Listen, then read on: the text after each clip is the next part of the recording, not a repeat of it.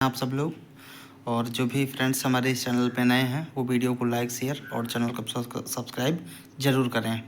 तो फटाफट स्टार्ट करते हैं घटना चक्र इतिहास, जो कि हमारा 2024 का नवीन संस्करण है। पहला चैप्टर पाषाण काल हम लोग MCQs करेंगे। तो क्वेश्चन नंबर 1 स्टार्ट करते हैं। रॉबर्ट वुड्सफोर्ड थे। ऑप्शन हमारा है भूगर्भ वैज्ञानिक, ऑप्शन बी पुरातत्वविद, ऑप्शन सी पुरा वनस्पति शास्त्री, ऑप्शन डी इतिहासकार। तो यहाँ पे आप देख सकते हैं कि जो रॉबर्ट वुड्सफोर्ड थे वो भूगर्भ वैज्ञानिक भी थे और पुरातत्वविद भी थे। तो इस तरीके से यहाँ ए और बी दोनों ऑप्शन हमारा सही होगा। आइए व्याख्या देख लेते हैं। व्याख्या सेक्शन में आप देख सकते हैं कि इंसाइक्लोपीडिया ब्रिटानिका के अनुसार रॉबर्ट वुड्सफोर्ड ब्रिटिश भूवैज्ञानिक और पुरातत्वविद थे। जियोलॉजिकल सर्वे ऑफ इंडिया से संबद्ध रॉबर्ट वुड्सफोर्ड ने 1863 में भारत में पाषाणकालीन बस्तियों के अन्वेषण की शुरुआत की। अतः स्पष्ट है कि इस प्रश्न का सही उत्तर विकल्प ए और बी दोनों ही हो सकता है। नेक्स्ट क्वेश्चन हम देखते हैं। क्वेश्चन नंबर 2, कोपेनहेग संग्रहालय की सामग्री से पाषाण, कांस्य और लौह युग का त्रियुगीय विभाजन किसने किया था? मतलब जो कोपेनहेग की संग्रहालय में सामग्रियां हैं उनको पाषाण युग, कांस्य युग और लौह युग 3 युगों में किसने डिवाइड किया था सर्वप्रथम? तो सही ऑप्शन हमारा होगा option number A. Option number A is the right answer, Thomson ने। ठीक है, व्याख्या देख लेते हैं। कोपेनहेगन डेनमार्क के संग्रहालय में 1818 और 1820 में एक आयोग की रिपोर्ट के अनुसार सामग्री के आधार पर कांस्य, पाषाण और लौह युग का त्रियुगीय विभाजन क्रिश्चियन जॉर्गेसन थॉमसन ने किया था। यद्यपि थॉमसन ने 1836 में इसी वर्गीकरण के अनुसार संग्रहालय की वस्तुओं का विवरण भी प्रकाशित किया था। ठीक है, तो राइट आंसर हमारा ऑप्शन ए। नेक्स्ट तीसरा क्वेश्चन देखते हैं। उत्खनित प्रमाणों के अनुसार पशुपालन का प्रारंभ हुआ था निचले पूर्व पुरा पाषाण काल में, मध्य पुरा पाषाण काल में, ऊपरी एवं पाषाण काल में और मध्य पाषाण काल में। तो यहाँ पे हम देख सकते हैं राइट आंसर हमारा होगा ऑप्शन डी, मध्य पाषाण काल में। ठीक है, मध्य पाषाण काल के अंतिम चरण में पशुपालन के साक्ष्य प्राप्त होने लगते हैं। ऐसे पशुपालन के साक्ष्य भारत में आदमगढ़, नर्मदापुरम मध्य प्रदेश तथा बागोर, भीलवाड़ा राजस्थान से मिले हैं। नेक्स्ट क्वेश्चन नंबर 4 देखते हैं। मध्य पाषाणिक प्रसंग में पशुपालन के प्रमाण जहाँ मिले वह स्थान था, तो वो हमको कहाँ से मिले हैं? आदमगढ़ से। ठीक है, ऑप्शन सी हमारा राइट आंसर होगा। आप उपयुक्त प्रश्न की व्याख्या देख सकते हैं। क्वेश्चन नंबर 5 देखते हैं। निम्न में से किस स्थल से हड्डी के उपकरण प्राप्त हुई? तो यहाँ पे ऑप्शन में आपको दे रखा है चोपनी माडो, काकोरिया, महदहा और सरायनहार से। तो यहाँ पे सी और डी दोनों हमारे राइट आंसर होगा। ऑप्शन में क्वेश्चन में आपको जिस हिसाब से दिया जाएगा उस हिसाब से आप महदहा और सरायनहार राय से भी टिक कर सकते हैं। आइए क्वेश्चन की व्याख्या देख लेते हैं। मध्य पाषाणकालीन महदहा उत्तर प्रदेश के प्रतापगढ़ जिले में स्थित है। वहाँ से बड़ी मात्रा में हड्डी और सींग के निर्मित उपकरण प्राप्त हुए हैं, जो कि GR शर्मा महदहा में 3 क्षेत्रों का उल्लेख करते हैं, जो झील क्षेत्र, बूचड़खाना संकुल क्षेत्र और कब्रिस्तान निवास क्षेत्र में बटा हुआ था। बूचड़खाना संकुल क्षेत्र से हड्डी एवं सींग निर्मित उपकरण और आभूषण बड़े पैमाने पर पाए गए हैं। सरायनहार से भी अल्प मात्रा में हड्डी के उपकरण पाए गए हैं। नेक्स्ट क्वेश्चन नंबर 6, हड्डी से निर्मित आभूषण भारत में मध्यकाल के संदर्भ में कहाँ प्राप्त हुए हैं? तो ये आपने अभी अभी देखा है कि सरायनहार राय से और महदहा से। तो यहाँ पे हमारा राइट आंसर होगा ए और बी दोनों। आपको क्वेश्चन में जिस हिसाब से दिया रहेगा आप उस हिसाब से विकल्प सही यहाँ पे चुन सकते हैं। ठीक है, नेक्स्ट अगला क्वेश्चन देखते हैं। क्वेश्चन नंबर 7, निम्नलिखित मध्य पाषाणिक स्थलों को भौगोलिक दृष्टि से पश्चिम से पूर्व के क्रम में व्यवस्थित करना है। 1 नंबर है पैसरा, 2 लेखदहिया, 3 वीरभानपुर, 4 महदहा। तो इनको आपको सेट करना है पश्चिम से पूर्व की स्थिति में। तो यहाँ पे हमारा राइट आंसर होगा ऑप्शन सी। ठीक है, सबसे पहले होगा हमारा महदहा, उसके बाद होगा हमारा लेखहिया और उसके बाद होगा पैसरा और उसके बाद होगा Birbhanpur. Option number C right answer. ठीक है, व्याख्या देख लेते हैं। भौगोलिक दृष्टि से पश्चिम से पूर्व के क्रम में मध्य पाषाणिक स्थल जो है वो महदहा प्रतापगढ़ उत्तर प्रदेश, लेखहिया मिर्ज़ापुर उत्तर प्रदेश, पैसरा बिहार एवं वीरभानपुर पश्चिम बंगाल में स्थित है। नेक्स्ट क्वेश्चन देखते हैं। क्वेश्चन नंबर 8, एक ही कब्र से 3 मानव कंकाल कहाँ मिले हैं? सराय नहर से, दमदमा से, महदहा से, लंगलास से। तो यहाँ पे आप देख सकते हैं कि दमदमा से मिले हैं। ऑप्शन नंबर बी हमारा राइट आंसर होगा।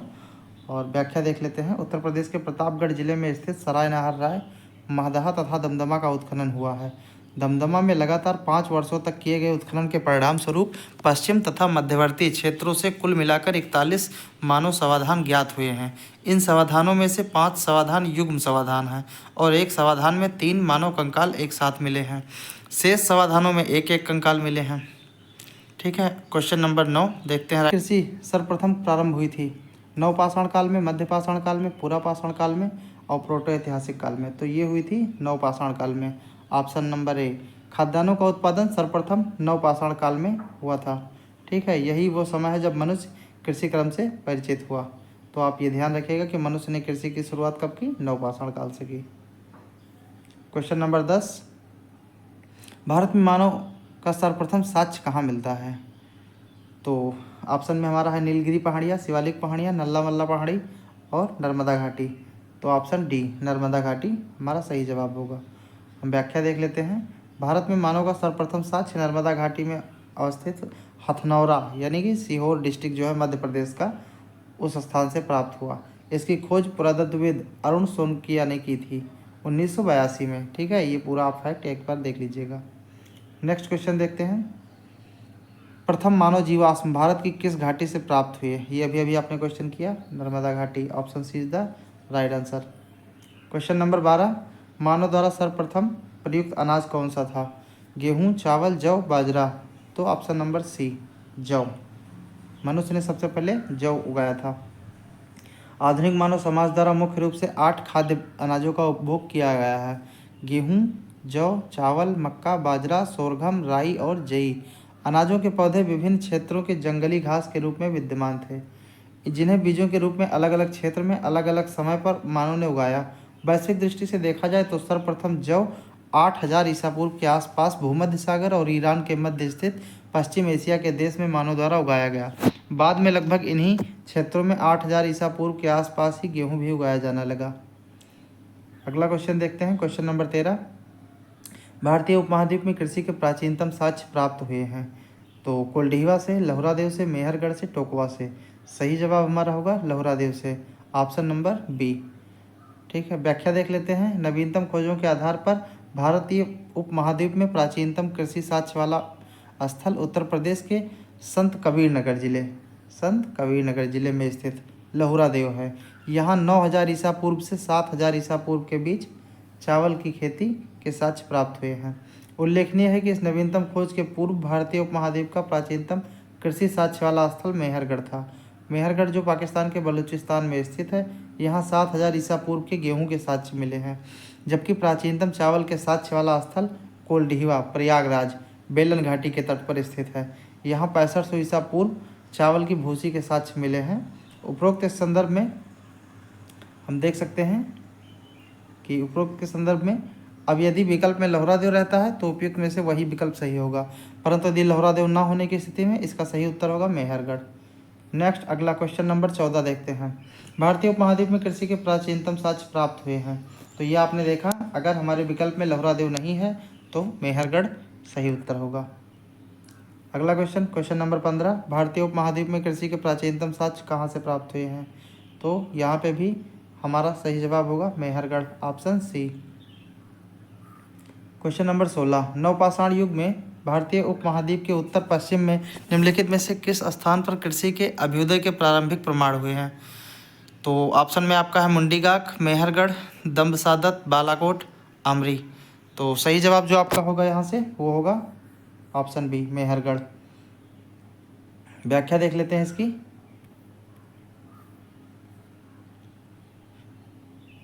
क्वेश्चन नंबर 17, अगला क्वेश्चन देखते हैं।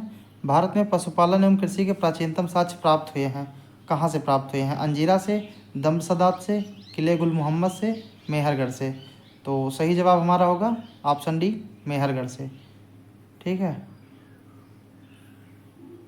Next question, question number 18, Uttar Pradesh की सांस्कृतिक विरासत के संदर्भ में निम्नलिखित कथनों में से कौन से कथन सही हैं? पहला, इस प्रदेश के अनेक उत्खनित पुरास्थलों से वैश्विक संदर्भ के कृषि के प्राचीनतम प्रमाण प्राप्त हुए हैं। दूसरा स्टेटमेंट कह रहा है कि प्राचीनतम प्राप्त कृषि अन्न जौ और धान है। तो यहाँ पे आपको चयन करना है कि कौन कौन से कथन सही हैं। केवल एक, केवल दो, एक और दो, दोनों, ना तो एक ना ही दो। तो सही उत्तर हमारा होगा यहाँ पे ऑप्शन सी, एक और दो, दोनों। ठीक है, आइए व्याख्या देख लेते हैं। उत्तर प्रदेश प्रागैतिहासिक काल से ही समृद्ध सांस्कृतिक विरासत का धनी रहा है। ध्यातव्य है कि प्रदेश की बेलन नदी घाटी में स्थित कोल्डीवा को लंबे समय तक विश्व में धान की खेती का प्राचीनतम प्रमाण माना जाता रहा है। इस तरह वर्तमान में धान की खेती का प्राचीनतम प्रमाण प्रस्तुत करने वाला लहुरा देव भी उत्तर प्रदेश के संत कबीर नगर जिले का ही भाग है। ठीक है, इसलिए कथन एक हमारा सही है। उत्तर प्रदेश में अनेक उत्खनन स्थलों से प्राचीन अन्न जौ, धान एवं महगड़ा एवं धान के साक्ष्य कोल्डीवा से प्राप्त हुए हैं। अगला क्वेश्चन देखते हैं। उस स्थल का नाम बताइए जहाँ से प्राचीनतम अस्थायी जीवन के प्रमाण मिले हैं। तो ये आपका राइट आंसर मेहरगढ़ होगा। दिए गए विकल्पों में प्राचीनतम अस्थायी जीवन के प्रमाण सर्वप्रथम बलूचिस्तान के कक्षी मैदान स्थित मेहरगढ़ से मिलते हैं, जिसकी प्रमाणिक तिथि लगभग 7वीं शताब्दी ईसा पूर्व है, जबकि किले गुल मोहम्मद और कालीबंगन की प्राचीनतम स्थिति क्रमशः 4000 ईसा पूर्व और 3500 ईसा पूर्व है। अतः विकल्प डी सही उत्तर होगा। 20 देखते हैं। निम्नलिखित में से किन स्थानों से मध्य पाषाण काल में पशुपालन के प्रमाण मिलते हैं। औदय, Bori, Bagor, Lakhaniya. Option number C, Bagor. व्याख्या देख लेते हैं। मध्य पाषाण काल से पशुपालन के साक्ष्य प्राप्त होने लगते हैं। पशुपालन के प्रारंभिक साक्ष्य मध्य प्रदेश में नर्मदापुरम के निकट आदमगढ़ पुरास्थल और राजस्थान के भीलवाड़ा जिले में स्थित बागोर से मिलते हैं। क्वेश्चन नंबर 21, निम्नलिखित में से किसको चालकोलिथिक युग भी कहा जाता है। तो ये हमारा ताम्रपाषाण युग को कहा जाता है। Option C right answer. ताम्रपाषाण युग को चालकोलिथिक या कैल्कोलिथिक युग भी कहा जाता है। अगला क्वेश्चन, क्वेश्चन नंबर 22, आहड़ सभ्यता के बारे में निम्नलिखित कथनों पर विचार कीजिए। आहड़वासी तांबा गलाना जानते थे। दूसरा, ये लोग चावल से परिचित नहीं थे। तीसरा, धातु का काम आहड़वासियों की अर्थव्यवस्था का एक साधन था। चौथा, यहाँ से काले लाल रंग के मृदभांड मिले हैं जिन पर सामान्यतः सफ़ेद रंग से ज्यामितीय आकृतियाँ उभेरी गई हैं। तो आप यहाँ पे सही विकल्प चयन कर सकते हैं। ऑप्शन में हमारा है 1, 3 एवं 4, 1, 2, 1, 2, 3, केवल 3 एवं 4। तो सही आंसर हमारा होगा ऑप्शन ए, 1, 3 और 4। ठीक है, ऑप्शन ए हमारा सही आंसर होगा। व्याख्या देख लेते हैं। आहड़ दक्षिण पूर्वी राजस्थान में स्थित एक प्रमुख ताम्र पाषाणिक सांस्कृतिक स्थल है। आहड़ संस्कृति के लोग मूलतः कृषक एवं पशुपालक थे। वे गेहूँ, जौ तथा चावल से परिचित थे। आहड़ का एक अन्य नाम तांबावती या तांबवाला स्थान है, जिससे सूचित होता है कि यहाँ तांबा बहुतायत में उपलब्ध था।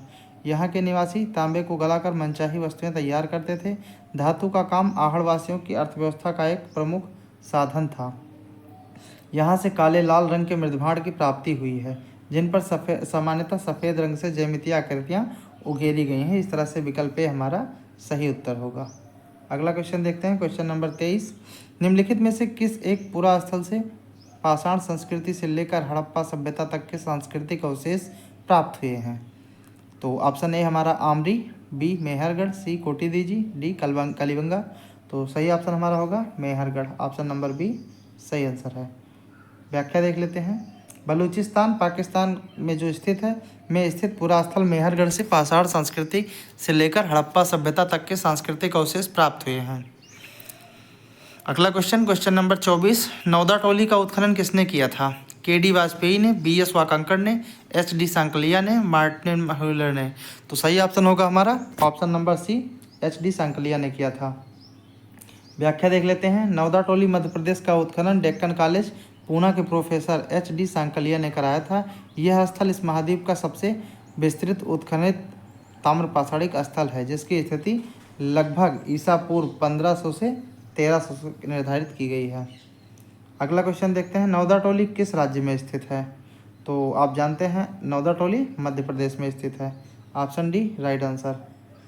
क्वेश्चन नंबर 26, बृहस्पाषाण स्मारकों की पहचान की गई है? सन्यासी गुफाओं के रूप में, मृतक को दफनाने के स्थान के रूप में, मंदिर के रूप में, उपयुक्त में से कोई नहीं।